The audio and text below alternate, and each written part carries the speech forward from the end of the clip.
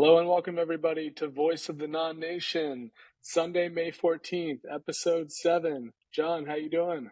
Oh, doing good, doing good. We had a busy week, didn't we? We did. Second week I was moving and yeah, it's been another busy week. I'm looking forward to next week and having everything normalized, getting back to the regular schedule. Getting How's settled your in week there. going? Yeah, it's, state, like a 250-mile move, 300-mile move. So Mm. it's quite a task. So it's taken a Yeah. couple of weeks. I want to thank everybody for their patience. But yeah, how's your week going?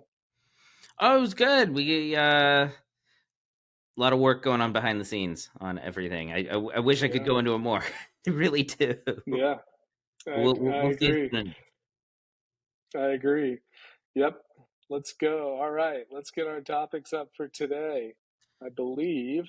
Give me one We're second talking here. about Maybe you've got the. yeah, we're starting up. We're going to talk about Coinbase. Coinbase pulled an oopsie this past week, and it turns out it looks like they're not listing Pepe. People. There was a lot of discussion. Maybe they will, maybe they won't. But instead, uh, they came out with an announcement and then had to walk Yeah. it back. We'll get into that though. Other Yeah. topics we have for today. We're also going to talk about the state of Ethereum, the Ultrasound Money state of Ethereum, over the past Yep. month, and what the big news there is. And then two things that tie into the NONnation. The first of which, we have a new farming setup going on right now that has attracted quite a large amount of attention and funds, and we want to talk about Yep. that. How we're seeing some external usage of our tools for the first time here. And Yep. then Yep. we're also going to dive into sort of our big topic for this one. We're going to talk about Aragon, which is another sort of DAO platform that was big Yeah. many years ago, has continued to function. But they had some drama this past week, and we want to talk about what that drama was first, Yep. but then also talk about how governance plays into that, how the tools that the NONnation has for governance might help alleviate some of the pain points that they experienced Yeah. this past week. And it'll Yep. be real interesting. We'll dive into actually the NONnation tools, how we're set up as sort of a two-layer governance, granularity in there, and how some of that could be employed by various DAOs to Yeah. sort of help again alleviate this pain point that they felt, this potential hostile takeover that we saw occur in real time. Yeah. Oh man, that's gonna be an interesting conversation.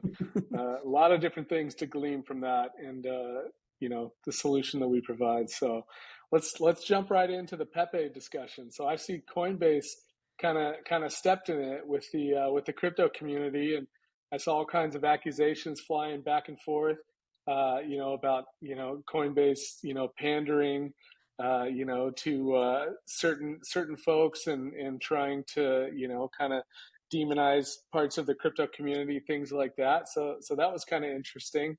Um, what I first saw was the hashtag trending delete Coinbase. So, Delete here I Coinbase. am, delete Coinbase. And here I am, after, such a tenuous relationship in my mind and heart about Coinbase over the last couple of years. And, you know, over the last couple of months, they've been standing up to the SEC and really planning to take the fight to them and stand up for everybody in the crypto space. And all of a sudden I see delete Coinbase trending, and I'm thinking, oh man, what's going on? And come to find out, they really stepped in it. So Yeah, well, and um, we haven't hidden yeah, that that we're behind Coinbase right now in their fight. In fact, just this last yeah, week, I staked more Ethereum on Coinbase rather than a liquid nice, staking derivative, trying to get more yield somewhere else.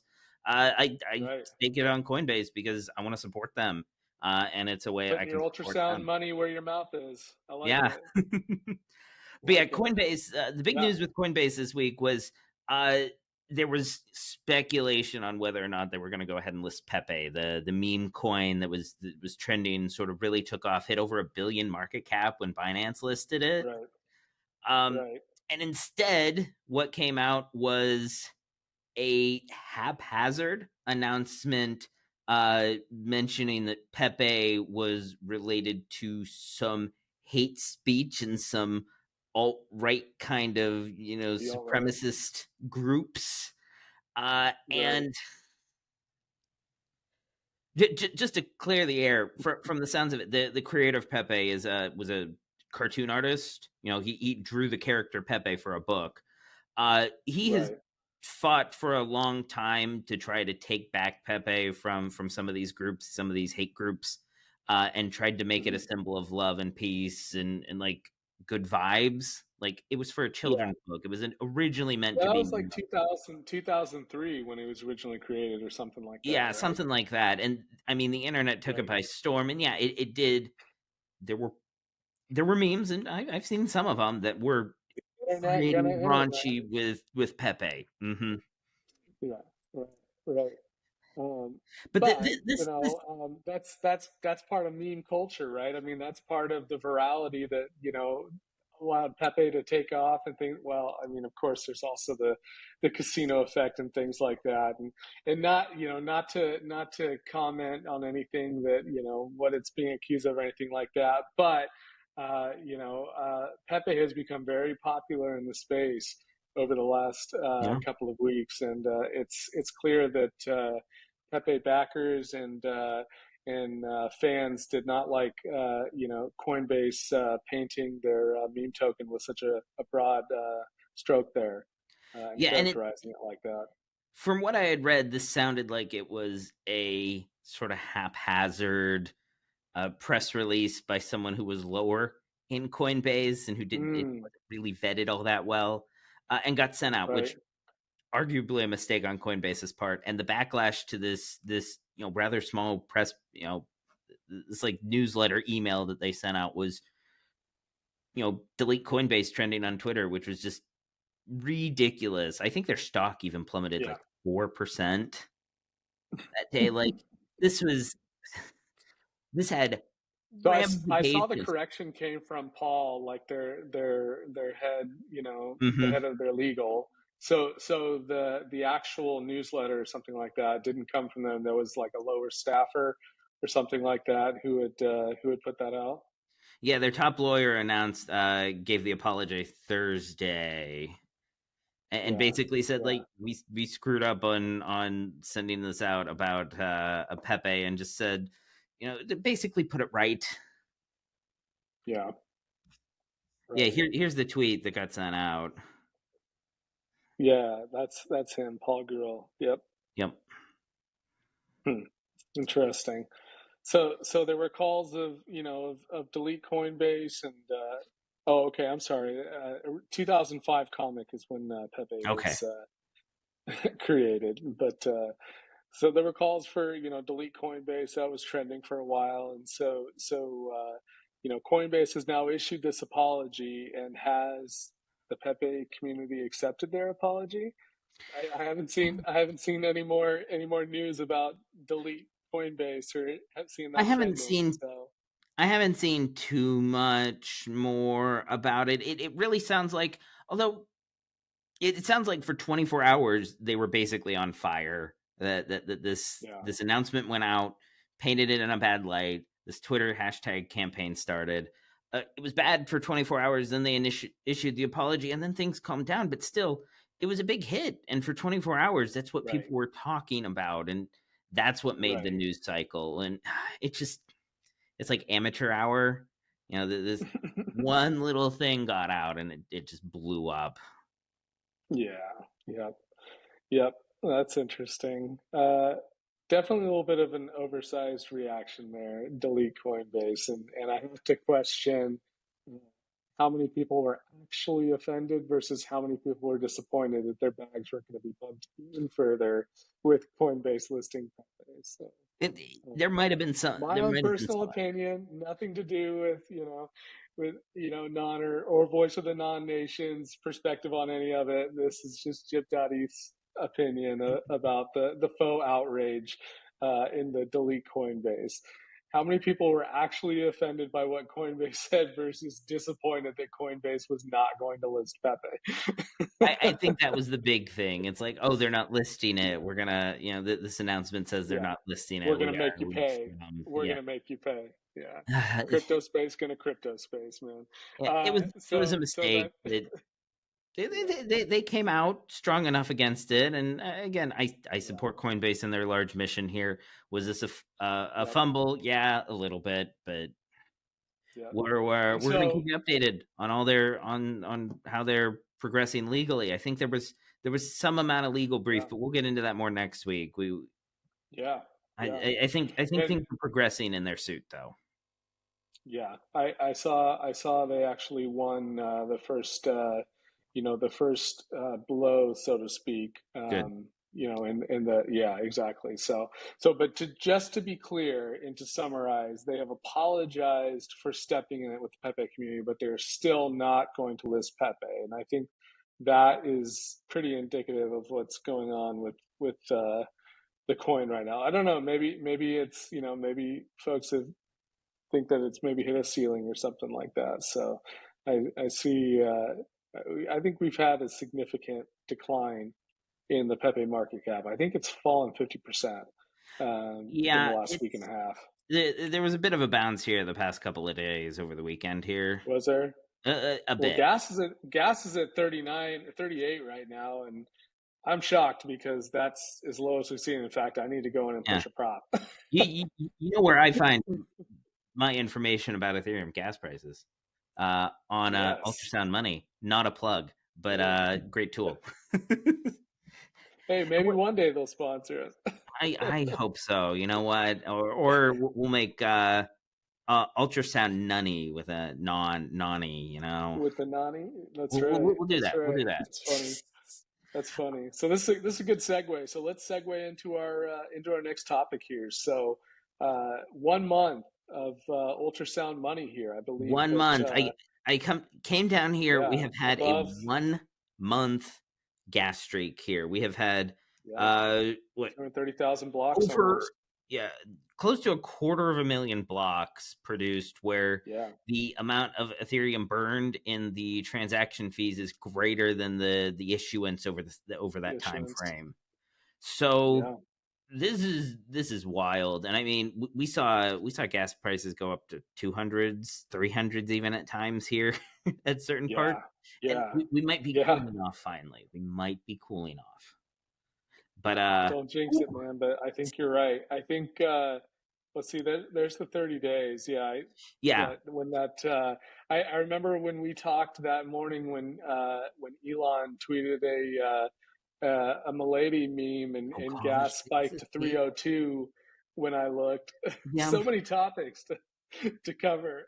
Yeah, we didn't even. And We're I not guess even talking. We'll cover it real quick. yeah, Yeah, Elon tweeted out a Milady meme, and it just said, "There is no meme. I love you," but it featured a picture of a Milady, and oh gosh, the reactions I saw were people unstaked their Milady from the NFTX, yeah, canceled their listings. Listings went up from like 3 or 4 ETH to 15 ETH.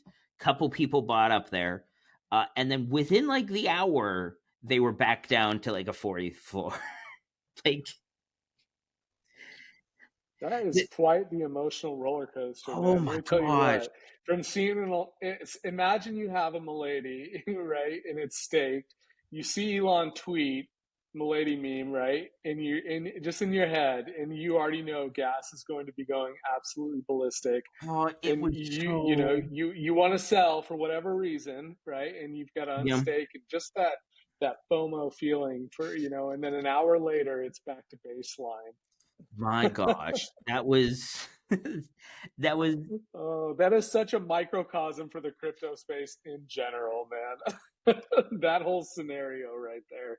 That's hilarious. well, and then they listed the Milady token, ladies or whatever it. I don't know. I don't follow Yeah, it that yeah, close. They listed that, and yeah, apparently someone bought a whole bunch of it right before. And there's speculation that Elon used this as some sort of ploy to buy it up early, tweet this out, Oh, sell it all, make it not look like yeah, financial. yeah, I don't know. I'm not going to take right. that speculation, Hey, but maybe he it made was a couple. fun. Maybe he made a couple $1 million to add to his 200 billion. Like, Maybe. come on, this Uh, ridiculous. Come on. if he did it on purpose, that's bad. If he did it by I accident, doubt he's just concerning funny. himself with things like that. And I think it was by accident. Somebody posted a chart, like immediately like replied to him like, "Do you realize what you've just done?" And it was like one of those memes that it showed like Milady's like, like on a 6 month time frame and like, listing, and it's just funny. So Oh but yeah, goodness. so that's interesting. So Oh, so to segue back, so gas yeah, is at 300, and actually let me segue into something real quick before we head back into that. So we haven't made a formal announcement yet, but we are going to be moving the podcast release to Mondays because what that is going to allow us to do is to be able to put together a more quality show where we can do, we have more time to plan our topics in advance, things like that, because a lot of times, we have a lot of great plans for the podcast, but unfortunately the week gets slammed, things like that, and it all doesn't come together in the way that we would like sometimes. And so that will really give us the weekend to produce the show and to do the editing that we want and things like that, and to really be able to deep dive into the NONnation and the platform content that we're really wanting to showcase here. So I thought I'd just drop a note yeah, about that real quick, John, just to give a heads up, and we'll also make an announcement in Discord as well. yeah, and yeah. So we'll be coming to you live Monday early on in the day to sort of give you the last Yep. week's weekly recap and point you out to anything that's Right. going to happen this coming week. Uh, Right. But yeah, jumping back to, I think meme season might be ending. I mean, if we look at the 30-day, these are like the top burn spenders, which is like a good Right. idea on where things are going in the ecosystem. So Yep. if we switch to like the seven Where's day, things where's Dex stay Tools? Where's about Dex the Tools? same, huh? I said, where's Dex Tools? Because that's No, where. Dex. Yeah, I think we're starting to see. I think like mints are coming back and chewing up more of the gas per time. We still have the Zen token, which is basically use up block space. It's a very Yeah. slow mint essentially that is Hmm. paying to burn ETH. It's it's a little Interesting. odd, but again, over the I haven't 30 heard. I days, haven't heard so much about that. our big spenders still Uniswap. We'll talk Zen at some point, I suppose. It contributed to some degree as to why gas prices stayed so high for so long, and I think even now it's still Gotcha. going to contribute to that some. Interesting. Do me a Uh, favor and scroll down a couple, will you? yeah. Scroll down to the to the MEV there. So maybe you can tell me. I've been seeing all this rage about Jared from Subway.eth Oh and my him gosh. sandwiching MEV bots and making an absolute fortune. And I think I understand what's going on there, but I don't know what part of He what may side of be the on the argument to come burn. I down don't on. know. Is Then he on the burn leaderboard? Is this him? I don't know, but he No, has that's made ton, a ton of ETH. Like, it's crazy. I'd have to look. Yeah, so what Jared from Subway does, it sounds like, and it seems like it's a relatively advanced MEV bot, but it's basically Yeah, looking at Uniswap pools. And what it'll do is, as people are buying these memes, they're irresponsible with it in some ways. Um, that being, when you go to buy a token on Uniswap, you can set the slippage, which is basically how much the price can change as you buy it. When you're buying a right. coin very early on that has lower liquidity or something, throwing in a couple $100 might move the price 5 or 10%. That's pretty Yep. extreme, but it's possible. So what Uniswap's default slippage is like, I think it's Point 5. 0.5%. Yeah, I think it's And if point 5. it's up to like 2.5% or so, it'll let you do it, but it like gives you a warning. And then if you're above 5% or so, you have to like really explicitly say, yes, I want to set my slippage this high. People do it Right. with memes because they want to make money. You want to be early. You'll set the slippage to whatever you want. That's a You're right. bad strategy in some of these cases, because if you set your slippage very high, say, near 100%, or, I'll allow, 95% slippage or so, just extreme case. What that means that Jared can do is he sees you send this transaction to a mempool. He will then go Yep. ahead and say, okay, you're looking to buy, half an ETH of PEPE. All right. What he'll do, because you don't have slippage set, is he will immediately go through and buy, 200 ETH of PEPE. Let Right. you buy your half an ETH of PEPE, but now the price has been inflated because he just bought a whole bunch. You buy yours, Right. and then he sells all of that back for like Longer. 200.01 ETH or something. He profits Right. $20, $30. And in some cases, he profits a lot more if the buy's bigger. But for like a half an ETH buy, it's hard to profit more than, Right. maybe $200-$300, maybe. Yep. Uh, but the way he can do this is he does this in scale. He's doing this for all the transactions that get sent out. Everyone who's setting their slippage that high, he is attacking them and bribing the miners Yeah. enough, tipping the miners through the system to get the transactions put in there that way. And has just Yeah. been pulling out ETH in like 50 ETH clips. My question is, Every- why doesn't he see any competition? You know what I mean? Like that's a good question. that, you know what I mean? Like why is he just being allowed to run free like this, in theory, in a perfect market, right? Yeah. You If it's that profitable, someone else should be challenging him to try to make the margin exactly. smaller. Right. Uh, but yeah, it seems like I don't quite know what And I know happened. he's got a number Why? of bots because I think he's like deprecated 4 bots and he's on his fifth one or Yeah, something he like keeps that. And so he's there's all kinds upgrading of the contract. efficiencies that he's baking into the contracts and things like that. So Yeah, maybe he really just does have the edge, with how his bots are running and things like that. But it's entertaining to see it. You know what I yeah, mean? Every time I think, wow, he's really done well for himself, he goes and ups the ante even yeah. more. And I'm like, wow, this is Well, crazy. and one thing I did read about and why he's so successful at it, some of the place he doesn't have competition is a lot of the MEV bots run from, okay, I swap from ETH to the meme token, someone buys it, and then after they buy it, I sell it back immediately. I never hold the meme token for a full block. I buy and sell Right, within the same block around this transaction. What Jared actually does right. is he holds some of these meme coins like PEPE and is able to MEV on the sells. So as people are selling PEPE, he can sell, 100 ETH worth of PEPE, drive the price way down, have someone sell low, and then buy it back Hmm. up. So he's In actually playing theory, the could other he? side of it. Interesting. In theory, could he be exposed to IL?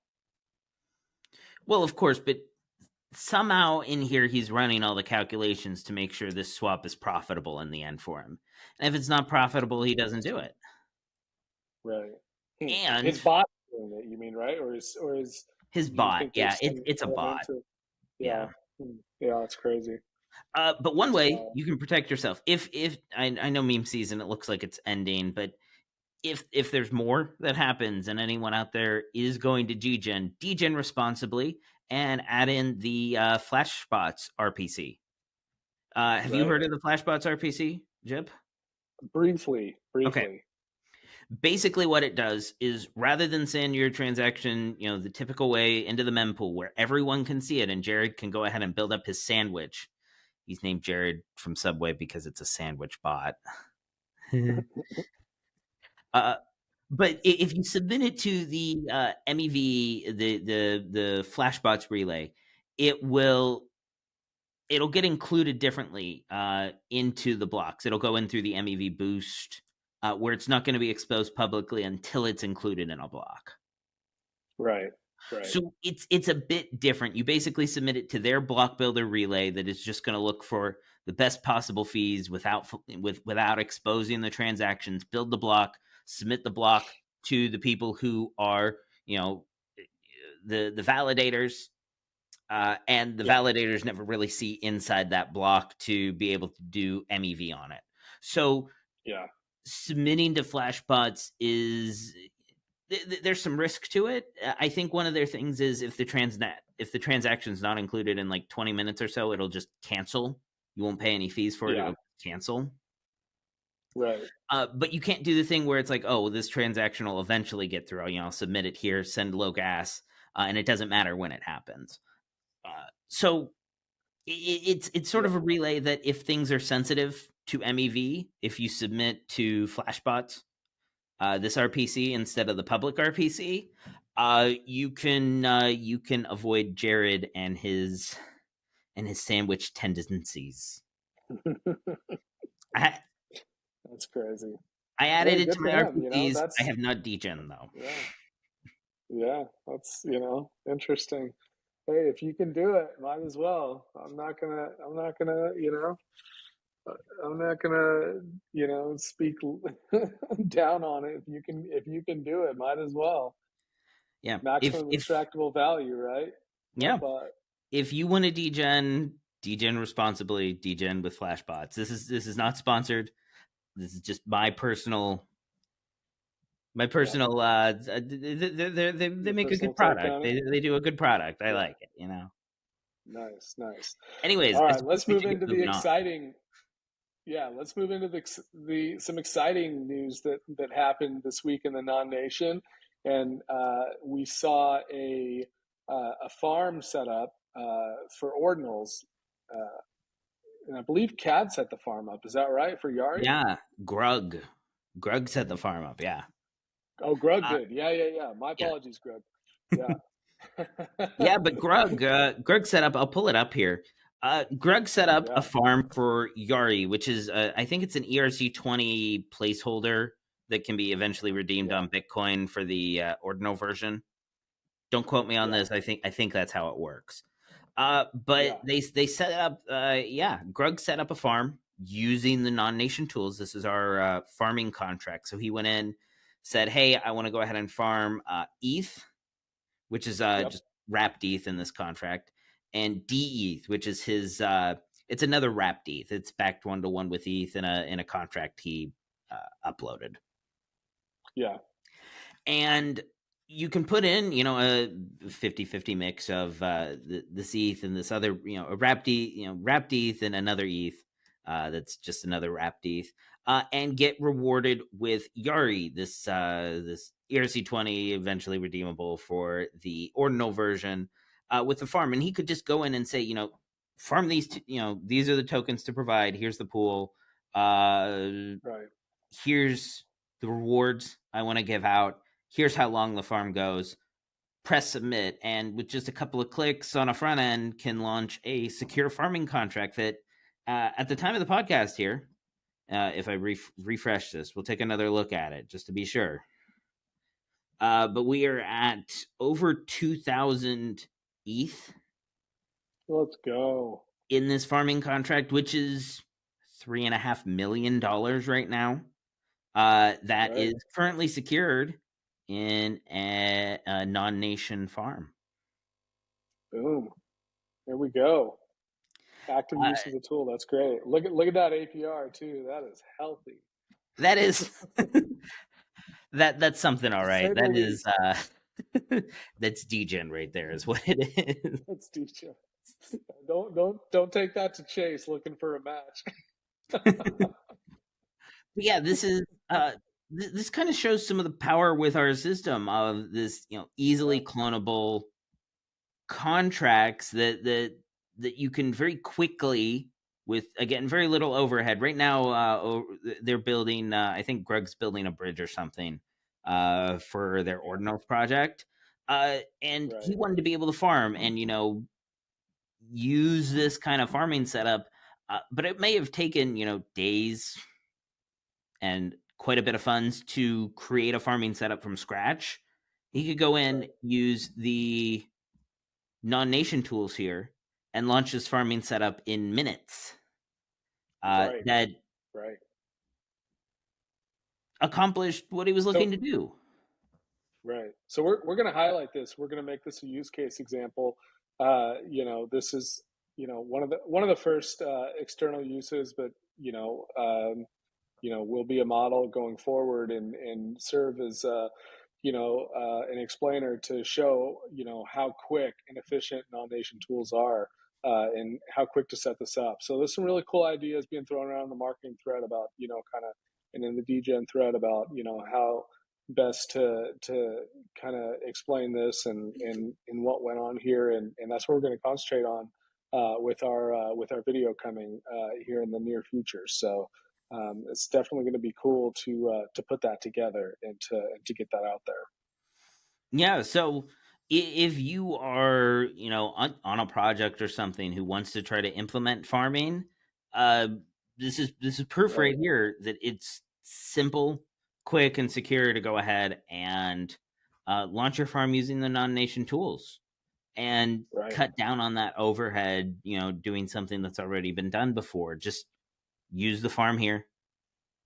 Yep. I think NONnation gets a very small fraction of the fees for liquidity providers. It's something like less than 0.1% of the Right, fees that are right, collected goes to the NONnation. So uh, our entity profits from having this, but it's such a small haircut for the simplicity, the security, and the rapid deploy that you can have. That I think that trade off is well worth it.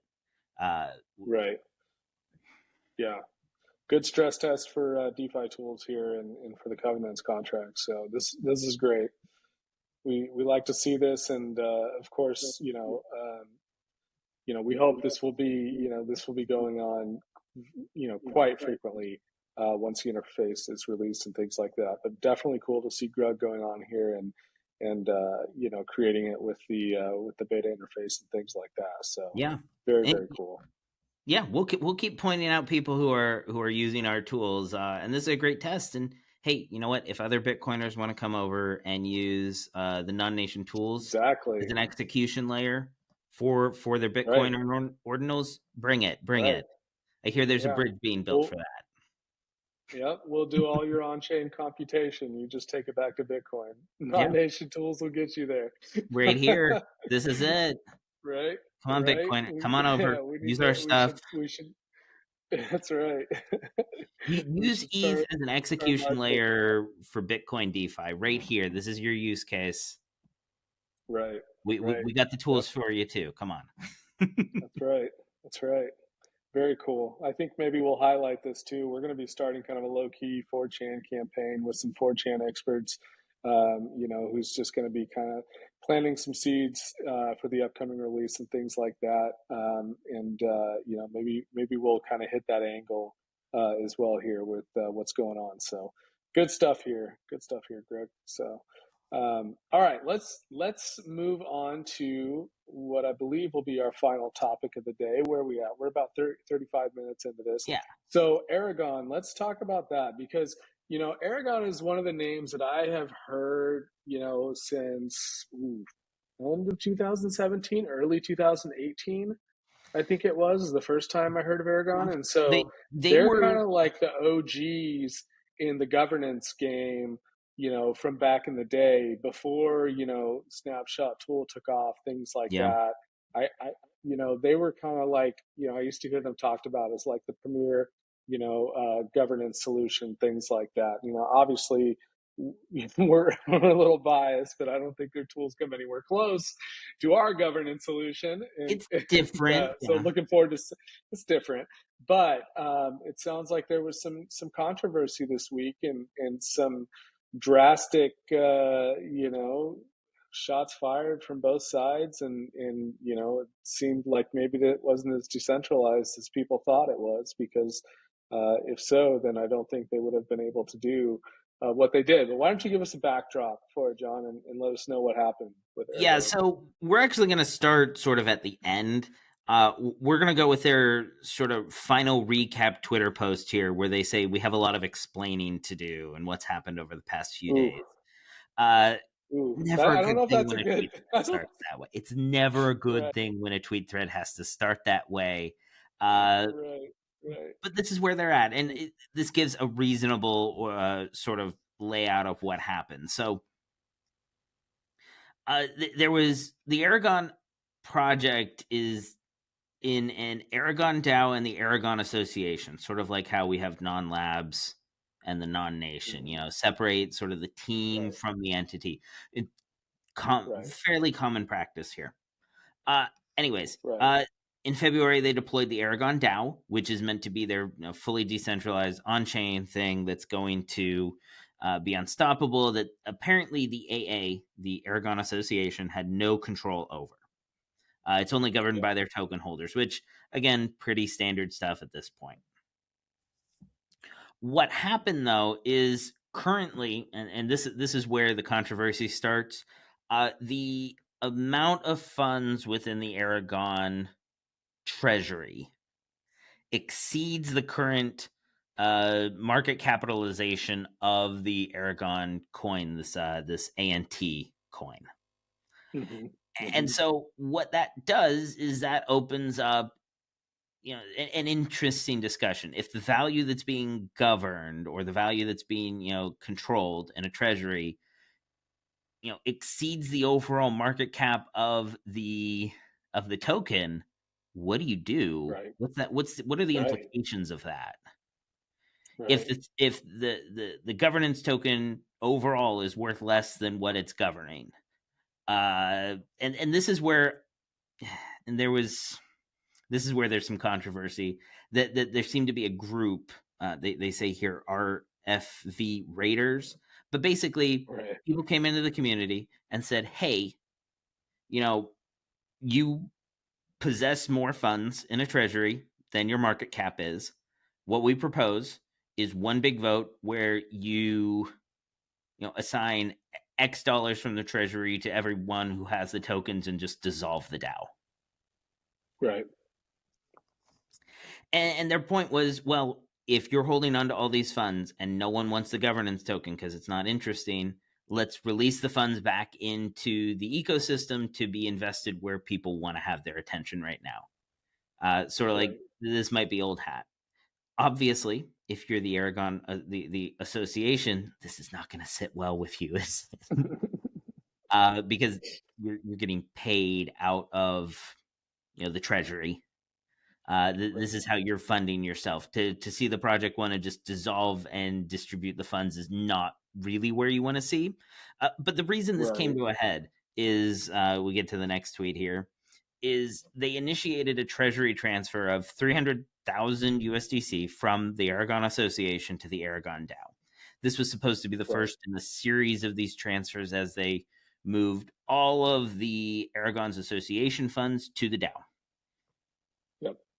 After this happened, this is when a governance proposal got launched to basically say dissolve it, transfer all of the USDC that you said you were going to transfer, because there was a vote back in, I think it was June. They wanted to move everything last June. They wanted to move everything to the DAO. This was the first one, Yeah. and then that's when the talk started of dissolve. What the Yep. association then did was said, hey, we transferred 300,000, but we're not going to transfer the rest now. If you want to dissolve us, that wasn't the point. Right. And that's sort of where things started to happen. Is the Aragon Association said, well, hey, we're not going to transfer the money if you guys want to just dissolve this way. That's not what we wanted. But everyone else Right. is saying, but you're going to give it to the DAO to manage. Right. Right. So this is where the conflict became. The association sort of versus the DAO members, whether or not there was a group among them who wanted to dissolve the DAO. Right. The association saw this as some sort of 51% attack where someone was trying to get a governance overhaul to push through a proposition. So the association just said, hey, we're not transferring more. We want to hold on to this as I think they wanted to hold on to it as grants. Right. I And saw that. Yeah. yeah, they kind of tried to hold back the rest of the funds, and this is where things blew up. at that point, the people who wanted to dissolve the DAO sort of were hostile to the association because the association was backtracking on transferring all the treasury to the DAO, and things got a Right. mess and bannings occurred all over the place, and it was chaos for them for a couple of days. Right. So my question to you: what do you think about this so far? And then there's some more stuff, and if you're interested in this, you can go through and read the rest of the tweet thread. They talk a little bit about Yeah. how um, us saying that we wanted to repurpose the DAO into a grants program was wrong. You can't repurpose the DAO, blah blah blah. But then they said, if the funds aren't in the DAO, we'll transfer them, but we're putting an earmark that they have to be used for grants, and things blew up. But that's sort of the general overhaul of how this went. So my question to you: what do you Yeah. think about this? It's kind of interesting to me, I mean, this is literally, we're on the bleeding edge here of these kind of systems in the way that they're involving and participation and governance and things like this. And I think this is kind of the second example here in the last 6 weeks, 8 weeks, and the other one, of course, being uh, the Arbogam example, where the holders said, we're not just going to be good little holders and tell us, or we're not going to just do everything you tell us to do. We're actually going to utilize, this power and cause a headache for you, if that's what we see as the best thing here. And I mean, I think that's kind of the intent, is that there will actually be decentralized governance, and sometimes that may differ from the association wants or team wants, things like that. But I think it's kind of interesting, actually. And I know these are kind of, a little bit apples and oranges, but I think it's two scenarios now where things going on chain have not necessarily uh, gone as planned as they thought. At least they weren't like Arb and did something that they didn't signal they were going to do and just assumed that everything was going to go their way. That's kind of worse. But then also it kind of strikes me as like it's like almost like a hostile takeover, like when you like activist boards and things like that, traditional and traditional business and things like that. So this Raiders RFE group, they are, it sounds like they came in and they rallied and Aragon, banned some people. Of course, when you ban and silence these kind of things, when it's not just trolling and things like that, and when it's actual legitimate discussions, things like that, it's never a good look. So it's interesting. I think it's really interesting. Yeah, and to me, this sort of points out, well, if you give people ultimate freedom over everything here, um, Right. people are going to come in and try to misuse it in the most obvious way possible. And in this case, it's money here worth more than Yep. token. Buy a bunch of token, Right. argue to dissolve DAO and give funds to holders Right. to make a profit is, financially, financially it makes sense.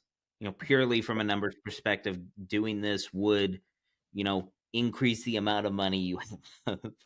But if it doesn't align with a mission, yeah, it's interesting. But that's where, Right. and this is the tie into the NONnation tools. If you just give everyone, ultimate power over everything, and it sounded like this, they gave them basically anyone could propose something here on how to spend the treasury funds and do this, and giving people ultimate power early on is scary, and trying to decentralize in this way of an all or nothing, a switch where your centralized Right. team controls to decentralized everyone controls, it's all just token votes the whole time, whatever you want, is a bad Right. I think that's a bad way of doing it. um Right. if it's like, I don't know if you're driving on the highway, if you're trying to go from 0 to 60, you don't go 0 and then immediately at 60 or jam it or have to Right. stop real fast. There's a Right. gradual sort of turnover here that you have to have, and this is where the Right. non-nation tools come in. Actually, Hmm. our system of governance is such that, and I'm not super familiar with how Aragon is. I'm purely speaking from a, I see how their treasury was handled here, and I'm assuming it's just ultimate freedom, free for all chaos. Anyone can Right. write some sort Yeah. of, proposal that says transfer funds here, Proposal. there, or whatever. Right. Right. Yep. But the way the And non-nation so tools, somebody asked in the Discord, hey, Mhm. are we at risk of this? And if so, what do we need to do? And you had jumped in and clarified, and I thought that was a really great answer. You want to explain kind of the what prevents this in the non-nation? You were trending that way, and I cut you off. I'm sorry. Yeah. No, that's good. Yeah. So, yeah, it was asked, would the non-nation be susceptible to this same sort of attack where holders basically do some sort of 51% attack for the treasury? And the answer is no, because right now token holders don't have unilateral control over the treasury. The way Right. the non-nation's set up is there is two layers. Okay, there's a root governance layer, and Later. this is sort of the Yep. anything goes layer. This is the I can execute arbitrary code to change anything that I want about the Yep. protocol, which you need to do, full big upgrades and such. You need that sort of Right. freedom and power. And there's a second layer. It's the we call it the governance layer. It's sort of like the economic layer, in my opinion, right Right. now. But it's a second layer Right. that controls aspects of it in a much more structured way. It can control various, Right. small aspects of the protocol in ways that are super structured through either survey proposals or survey list proposals. And we'll dive into what each of those are here in a second. But the root Yeah. layer, the way the non-nation's set up right now, there is the way the non-nation's set up is only the non-nation team can propose a root governance change, but it requires a token holder vote to get up to, I think it's I think 25% for quorum. 10 and 15%. 10% for uh quorum and 15% for max cap pass immediately. But Mm. what that means is the team can say, hey, we want to go ahead and do this. We want to upgrade this manager. We want to go ahead and transfer treasury funds from here to here. We want to do this. Ask the token holders. And then the token holders have the final say of, yes, we want this. We vote for it. No, we don't want this. Vote it down. Right. Right. So they have the ultimate say. You can make other when entities come out and people are making new entities, you could make a new entity where you don't require a token holder vote in this layer, and a core team can just have unilateral access to this. And this is sort of like what the centralized kind of DAOs have now. So Yeah. you can turn this dial all the way off and say, nope, token holders don't do anything. The team's in control of the protocol. And then at a certain point, you can switch it over and say, okay, the team can still propose, but now we need a token holder, the token holders to ratify To prove it. this change in order for Right. it to happen. And then you can turn it over Right. farther and say, okay, we'll accept from this multi-sig, which is some sort of DAO multi-sig that we trust and has, it's a 5 of 9 multi-sig with trusted community members or something, trusted builders to propose. So you can slowly transition from purely central control, where only the team needs to propose and pass a proposal, Yep. to a team Yep. can propose and token holders need to ratify, to maybe a multi-sig proposes, maybe you have a list of a dozen people who can propose, or you can go full out, anyone can propose and token holders need to ratify. It covers the whole spectrum from extremely central control, just a Right. team is unilateral uh, access to change the protocol, to literally anyone has access to change it. But the point is, you can change this slowly over time with root proposals. This is not Right. a Right. it's not a only the team, only everyone. you can go through and slowly transition from a central place to a decentral place with this. And then the other great part is because we have a second layer. This is just for the root layer, by the way. You can also have the economic layer, the layer that has the sub DAO managers. And this is one where you can turn control over of one particular aspect of your protocol at a time. So for example, for the NONnation, we have an inflation manager that's controlled by the inflation sub DAO in this economic layer. Mm-hmm.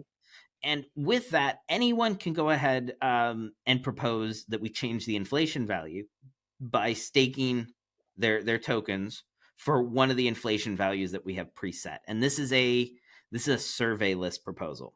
This is where, as founders, as the team, they said, okay, we're going to give people the option to choose between 5% inflation, 8% inflation, 3% inflation. We made that choice ahead of time. And then people can vote for it and it'll still change. But they don't have to say, I want the inflation to be 3.7341% or something. You have just a couple of fixed choices. And this makes it easy to sort of get behind, choice A, 3%, 5%. It's no longer split up with, well, I like 3%, but what about 3.2%? Or you don't get lost in the weeds with some of it of people trying to argue over very small values. You sort of have a coarse grain control here, but been it in such a way that people can, rally behind one of these and say, well, yeah, 15% is too high right now. Let's change it to 8. Right. Rather than say, well, 15 is too high. Do we change it to 7, 6, 5, 8? Anywhere in there. And it just brings up this whole argument between, having some guardrails in place, to make sure that things are going to grow the way they need to, instead of just bestowing all the power. And of course, with holder control and things like that, and a certain number of votes being passed, I mean, it's always in the hands of the token holders, things like that. But to just bestow unlimited power to where they're not thinking about down the road and what is best for the protocol and things like that, it definitely makes me appreciate the two-tiered system that we have, and the kind of the game theory that was put in place behind. And we also have they acknowledge that these preset choices might not be perfect either for all situations. There's also the survey proposals, which we actually did at one point here when we changed the tokens to buy in the investment fund. A survey proposal is where you say, okay, I'm not going to take just a blank, raw executable code, but I'm going to let you select a whole bunch of parameters in here, basically. And in our case, it was a Uniswap pool address, essentially, in the end. Say, we're going to buy from this pool, this pool, this pool, this pool, this pool, which it's not taking arbitrary data. It's not taking arbitrary code, but it is taking arbitrary addresses in this case to buy the tokens from. So you can open it up some. You can go from these this surveyless proposal where it's just like, we decided ahead of time it's choice A, B, C, D, E, F. Versus okay, we don't know what tokens you're going to want to invest in, but you can give us a pool address and use that instead. So you get more freedom that way, but it's still done in a structured way where the investment fund's still going to go through and buy the tokens from. It has to be in that pool. From and then insert address here, and that's the pool. So between survey and surveyless proposals, you can do a lot, actually. But you have options to have sort of arbitrary addresses, arbitrary rates, or also just preset ones that you can sort of rally behind that are coarse grain enough that you're not too nitpicky, that you're splitting hairs everywhere. And all of these, but both of those managers control just one aspect of the protocol. In fact, buying and selling the tokens in the investment funds are two different managers. We have one for buying tokens, one for selling tokens. One for selling. Yeah. Yep. So Definitely. on that front, this is control that you can make extremely granular. Say, okay, we might not give people, full advantage of the treasury, but maybe, oh, we take 5% of the treasury every quarter and throw it into this fund, and say, okay, we'll buy from, a particular Uniswap pool, or we'll invest in some lending protocol, or put your, the stake ETH that we want to do, and then let people vote on that, and just Right. Right. it, these survey and surveyless proposals and these managers basically give a structured way to slowly turn over control of small aspects of the protocol at a time to token holders in a way where they can't. They're not just immediately going to say, "Well, let's rug the DAO." Right. And this is again a very powerful kind of system of governance. There's a lot of layers to it. This is not just some snapshot that happens on chain that the team can decide. Right. It's not even just, token holders say yes or no to a proposal. This is really granular control over small aspects that can be built up as any sort of Lego bricks you want. These survey proposals, Yeah. yeah, okay. Right now, all of ours, just require non, and there's a certain threshold, whether it's 10, 15, 25%. Token holders, you can make them more complicated than that. You could have particular tokens to vote on a particular sub DAO. Mm-hmm. It doesn't Mm-hmm. have to be the main token. Oh man. You could have a multi-sig in charge of a certain aspect. Some sort of emergency multi-sig that just controls the inflation manager. Maybe you turn it over, to a smaller DAO that's just looking, or their only job is to look at the Right. inflation of this. Some sort of. Right. It reminds me of a lot of like the systems of governance that we've developed over time for our real life nations, like here in the Right. US. We don't have, Right. okay, popular vote, everyone votes on everything. No, we don't have that. Yeah. That would be a Right. mess. In the We electoral college. Right. we have a system where you can delegate your votes. We have various aspects of our government that look at just one particular thing, and there's this separation of powers. There's a lot, and I Right. think I haven't really sketched this out yet, but I really think you could basically recreate any sort of arbitrary governance system that currently exists Oh yeah. using these Yeah. non-nation. The granularity in selectability, and man, especially I've seen in the new tools, like the granularity and the selectability is just mind blowing. I mean, It's you want to talk about use cases and current use cases, and imagining use cases moving forward and things like this. Like I can see Aragon here saying, launch your organization on chain, the most user friendly tech stack for DAOs. Enjoy that while it lasts, Aragon, because that will not be the case. That will not be the case. The granularity and selectability and everything that has been built into the system is mind blowing. I love it. yeah. I mean, this level of control and being able to build up, very Yep. potentially, you can go very simple governance systems. Again, you can basically turn an entity into a glorified multi-sig. Yep. It wouldn't need to Yep. be more than that, but you also have the potential to scale it out to something that is, potentially workable at a large size. Right. Right. Nation scale, state scale kind of governance where you're putting, particular people and particular entities in charge of certain aspects of a protocol where it's governed by, maybe a different token, maybe it's just controlled by a single multi-sig, Right. but you can Right. turn control over from one centralized actor or one centralized small team to a whole lot of people coordinating together to get something to work. And I mean, Right.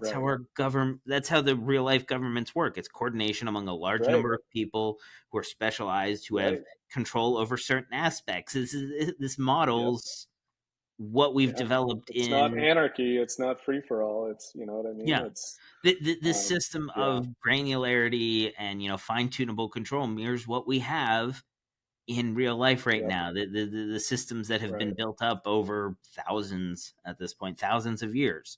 So Right. having access to those sort of tools is really exciting, and I really Yeah. want to see what And it's, people build with them? How complex Yeah. do you build one? How simple? How does it evolve over time? Because you have the Right. capability of starting out as a team on a Right. essentially a multi-sig, or even just Right. Full unilateral stop. control by Full. one address Right. Full to stop. It's a disruptor. yeah, The space has never seen anything close to this. With the ease of use, with the selectability, the granularity, like you said, the just everything that you can put in place. I mean, this is one of those disruptors to where, like, it's like the internet in the early 2000s, and but you can't imagine the things that will come, and we don't know the things that will come out of this because these things are yet to be built, right? The yeah, structures that are going to be built and things like this. And so I know it's a hard wait, but this thing is going to be worth the wait. This is going to be, a disruptor, full stop. yeah. And So very exciting. here was the end of this tweet thread from Aragon, and I wanted to end on it here. Here's to experimenting with governance at the speed of software. It's the only way we are going to succeed. That's what we want to see. But us in Aragon, we want to Yeah, see people experiment with governance that's as true. fast and as far That's as the true. software is going to take us here, because that's how we're going to move forward. And Right. whatever tools you're using, of course, we hope they're the NONnation tools. But whatever tools you're Yeah. using, I want to see those governance structures. There's interesting ones out there already. Arbitrum has it's Right. interesting to say the least.